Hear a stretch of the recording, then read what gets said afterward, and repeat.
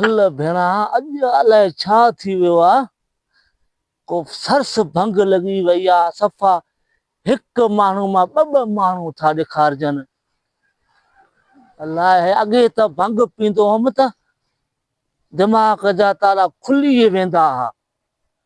हाणे भेणा अहिड़ी का सरस भंग लॻी वई आहे जो दिमाग़ कम ई नथो करे। छा कयां? झक निकरनि था पिया।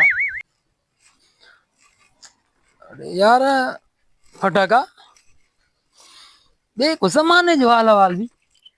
अरे तराशिक अॼु मवाली छफा वतो वेठो आहे। हाँ हाँ यार सम्झी न वाकई सफ़ा दुत लॻो पियो थी। सुठो लॻो पियो थी। अॼु मां छा थो करे भंग लॻी त चट सफ़ा लॻे थो हिनखे का सवाई अॼु सरस लॻी वई आहे। सरस लॻी वई आहे। हाँ साईं। ॻाल्हि ॿुधी थी हाँ ही फटाका छिरकींदा अथई इहे ई। अल्लाह अॼु त मज़ा उहे करायो था। ॾिस मज़ा बीचा चुप करे जेको चवई न सवाल सही ॾिजां। हाँ हाँ सही आहे बिल्कुलु। ॾिसजां बि मवाली जा हलो ॾिसूं था अॼु अचो। यार लिंगन में साह ई नाहे। हे त रखां वज़न आहे वॾो। मवाली ॾाढ़ूं अॼु त घर बि न पुॼी सघंदुमि। छा कयां? यार लॻे थो बाबा ॾे फोन कयां त वठी वञे। फोन कयां मोबाइल काॾे वई। मोबाइल चंटी हलाई वई काॾे। हा हे पई थी मोबाइल। लख लानत थई हीअ पई थई। हाँ वरी मोबाइल बि वॾी थी वई आहे। मवाली ॾाढ़ूं अॼु सरस नशो लॻी वियो आहे जो मोबाइल बि चंडी वॾी थी अचे। पर छा कयां हाणे?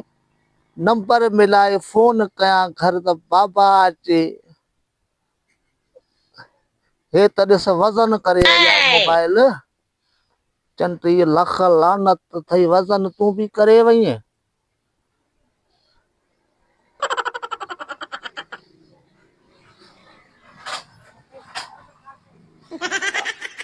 हलो अरे बाबा खणो बि सही मोबाइल खणो बि सही। हलो अरे लख लानत थो खणो भेणा मां ॾचे में फाथो अची। अदा अरे मवाली ख़ैर थाए अदा तव्हां ठका ॿुधो। हाँ हाँ हा ॿुधो से ॿुधो से ठका इहा गोली तोखे त न लॻी? दादा मूंखे त न लॻी। अदा तोखे त न लॻी? न बा मूंखे न लॻी आहे। तोखे बि न लॻी आहे ऐं तोखे बि न लॻी आहे। अदा पोइ इहा पक गोली मूंखे लॻी आहे।